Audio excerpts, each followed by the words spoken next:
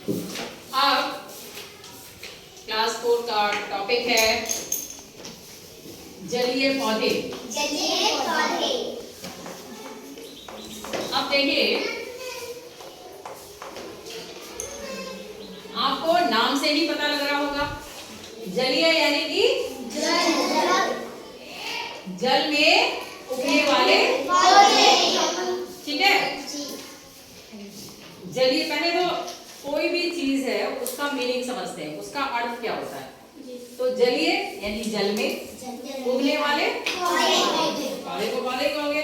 तो जो पौधे जल में उगते हैं आरिश, उन्हें क्या कहते हैं? जलीय पौधे। ठीक है।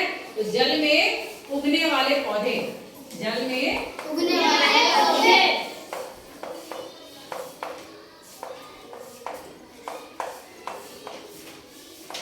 अब हम कहें वो पौधे जो मरुस्थल, मरुस्थल क्या होता है? जहाँ रेती रेत होती है। तो जो पौधे मरुस्थल में उगते हैं उन्हें क्या कहते हैं? नहीं, मरुस्थलीय पौधे। क्या बोलेंगे? जल में उगने वाले जलीय पौधे। मरुस्थल में उगने वाले मरुस्थलीय पौधे। पर्वत पर उगने वाले पौधे पर्वतीय पर्वतीय पौधे। देखो आ गया समझ में? ठीक है। जी। पर्वत पर उगने वाले पौधे पर्वतीय पौधे, जल में उगने वाले पौधे जलीय पौधे। मरुस्थल में उगने वाले पौधे। अब अगर आपसे कहा जाए कि एक कोई पौधा है जो कि रेत में उग रहा है, तो उसको कैसा पौधा कहेंगे? कटीला तो वो हो गई, कैसा पौधा कहेंगे? कैसे पौधा? मरुस्थलीय पौधे। ये तो अब आपको समझ में आ गया। लेकिन आज का टॉपिक है अपना जलीय पौधे। जो पौधे, अगर हम कहें डेफिनेशन सुनाइए, परिभाषा सुनाइए, तो क्या बोलोगे?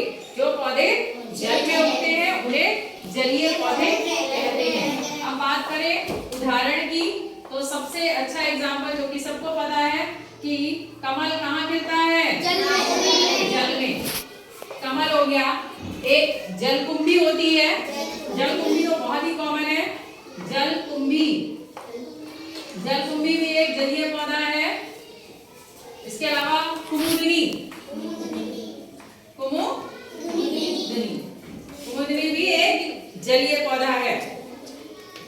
अब जलीय पौधों की खास बातें, जो खास बातें होती हैं, जो खास होती हैं, उन्हें खास चीजों को बोलते हैं विशेषताएं। अब एक से ज्यादा है तो विशेषताएं। अब जैसे हमने कहा कि शाबाश जो है बहुत तेज दौड़ लेता है, तो तेज दौड़ना इनकी एक विशेषता हो गई। विशेष यानी इनकी और सबसे एक अलग बात हो गई। अब अगर हम कहें कि कोई बच्चा जो है बहुत अच्छी चित्रकारी करता है, तो चित्रकारी करना उसकी जरूरी, ये थोड़ी ना होगा कि सभी बच्चे अच्छी चित्रकारी कर लेते हो। उस बच्चे की वो खास बात है ना, तो वो उसकी विशेषता हो गई। समझ में आ गया विशेषता किसे कहते हैं? और अगर एक से ज्यादा है तो क्या हो जाएगी? जैसे अगर आपसे कहा जाए एक वचन बहुवचन में, ये एक किताब है, एक से ज्यादा क्या हो गई? किताबें क्या हो गया इसका? बहुवचन। एक के लिए आ गया किताब। जैसे कपड़ा एक वचन है, तो बहुवचन कपड़ा का क्या होगा? कपड़े। समझ में आ गया? तो विशेषताएं। अब जो जल में उगने वाले पौधे जो हमने बताए, इनकी विशेषता क्या होती है? इनकी पहला नंबर पे कि इनके तने जो हैं वो बहुत हल्के होते हैं। कैसे होंगे? तने हल्के होते हैं। ठीक है। सेकंड है, पत्तियां चपटी होती है। आप लोगों ने कमल की पत्ती देखी है? ऐसे करके होती है। पत्ती कैसी होती है? तो पत्तियां चपटी होती है। नेक्स्ट, पत्तियों के ऊपर मोम जैसी ऐसा लगता है कि मोम सा लगा हुआ है। लगता है? पत्तियां चिकनी होती है। इसकी वजह से पानी इनके ऊपर नहीं रुकता है। पानी जो है इनके ऊपर नहीं रुकता है। तो ऊपर मोम जैसा पदार्थ होता है। ये भी एक इसकी संरचना होगी। अब बताओ कि पेड़ पौधे के तने जो हैं, इसमें जल वाले जो पौधे होते हैं वो तने जो हैं वो हल्के होते हैं, क्यों? हाँ, अब बताओ इनके तने जो हैं वो हल्के क्यों होते हैं?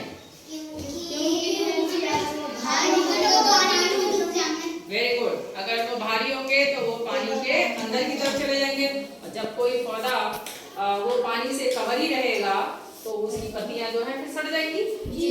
ठीक है, तो हल्के होने की वजह से उसको ऊपर की तरफ पौधे को रखते हैं। तने हल्के हो गए, साथ ही तने जो हैं पतले होते हैं, पतले व लंबे होते हैं। आपने देखा है कमल की डंडी कितनी लंबी होती है? होती है ना?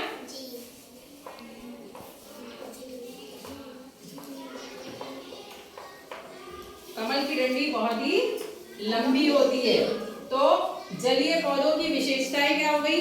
एक तो इनके तने जो हैं वो हल्के होते हैं, लंबे होते हैं, पतले होते हैं, हरे होते हैं। पत्तियां कैसी होती हैं? चपटी होती है और हरी भी होती हैं। चपटी और हरी होती हैं, और मोम की तरह चिकनी होती हैं। कैसी होती है? मोम की तरह चिकनी पत्तियां होने से क्या फायदा होता है? बताओ। चिकनी पत्तियां होने, मोम जैसी चिकनी पत्तियां होती हैं जलीय पौधों की, क्यों? उनके ऊपर पानी नहीं रुकता है। हाँ, जिससे उनके ऊपर पानी नहीं रुकता है। आप लोग बताएं, जो जलीय पौधे होते हैं उनके तने जो हैं हरे, पतले और हल्के होते हैं। हल्के होने से फायदा क्या होता है? हाँ, नीचे को नहीं डूबते, बल्कि इसकी जगह ऐसे कहो जिसकी वजह से जो जलीय पौधे हैं वो जल की तरफ ऊपर की तरफ रहते हैं। ठीक है, जल में ऊपर की तरफ रहते हैं। ये सब इनकी क्या हो गई? खास बातें हो गई। ये सब इनकी विशेषताएं यानी कि खास बातें। किसी के अंदर कोई खास बात होती है तो वो उसकी बन जाती है विशेषता। अब जब ये विशेषता की बात आई है तो सब लोग जल्दी से 10 सेकंड के अंदर अपनी अपनी एक विशेषता सोच लीजिए कि आपके अंदर क्या विशेषता है। ठीक है, बताइए आपके अंदर क्या विशेषता है? खड़े होकर जल्दी से जो खास बात है वो बता दो। मैं ये अच्छे से कर सकती हूँ, बता दो जल्दी से, बोलो। रुकना नहीं है, बोल दो। मैं पढ़ाई नहीं, मैं पढ़ाई तो देखो सब करते हैं। आप पढ़ाई में क्या खास करती हो वो आपकी विशेषता बन जाएगी कि मैं रोज नियम से 2 घंटे पढ़ाई करती हूँ, ये आपकी विशेषता बन गई। कोई चित्रकारी बहुत अच्छी कर लेता है वो उसकी विशेषता हो गई। कोई खेल में बहुत अच्छा है वो उसकी विशेषता हो गई। कोई खाना बहुत अच्छे से बना लेता है, कोई मिठाई बना सकता है अच्छे से, वो उसकी विशेषता हो गई। आप बता लोगे? बताओ अपनी विशेषता। कोई मेहंदी बहुत अच्छी लगा लेगा। मेरी विशेषता है, बताओ क्या? 2 घंटे डेली पढ़ाई पढ़ती हो। वेरी गुड, एक भी विशेषता हो गई। आप बताओ। मैं 2 घंटे पढ़ाई करता हूँ। पढ़ाई करती हो, सिर्फ पढ़ाई बताओगे? कोई खास बात बताओ। किसी की विशेषता ये भी हो सकती है कि मैं रोज दिन में भी सोता हूँ, विशेषता हो जाएगी। जरूरी नहीं है सब डेली दिन में सोए। मैं बहुत अच्छी कढ़ाई कर लेती हूँ, ये आपकी विशेषता है।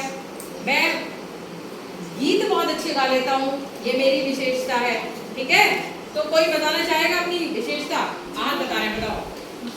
हम भाग बहुत तेज, मैं बहुत तेज भागता हूँ, मेरी विशेषता है तेज भागना। और किसी की कोई विशेषता? हाँ बताओ। मैं बहुत अच्छा खेलता हूँ। खेलते नहीं हो, आपकी विशेषता है आप विभिन्न प्रकार के जानवरों की बहुत अच्छी आवाजें निकाल लेते हो, है ना? जैसे कि घोड़े की आवाज निकालो, कुत्ते की आवाज, ये इनकी विशेषता हो गई। हर एक में क्वालिटी नहीं है, इन्होंने जो आवाजें निकाली हम निकाल लेंगे नहीं, तो ये इनकी विशेषता है, ये हमारी नहीं हो सकती, हमारे अंदर है ही नहीं। तो अब कोई बच्चा एक मेहंदी बहुत अच्छी लगा लेता है तो उसकी मेहंदी लगाने की अच्छी विशेषता है। फिलहाल हमें जिस दिन जन्माष्टमी सेलिब्रेशन हुआ था उस दिन ये पता लगा था एक बच्चे की गीत गाने की विशेषता है। ठीक है, तो अभी देखते हैं उसको भी करवाते हैं।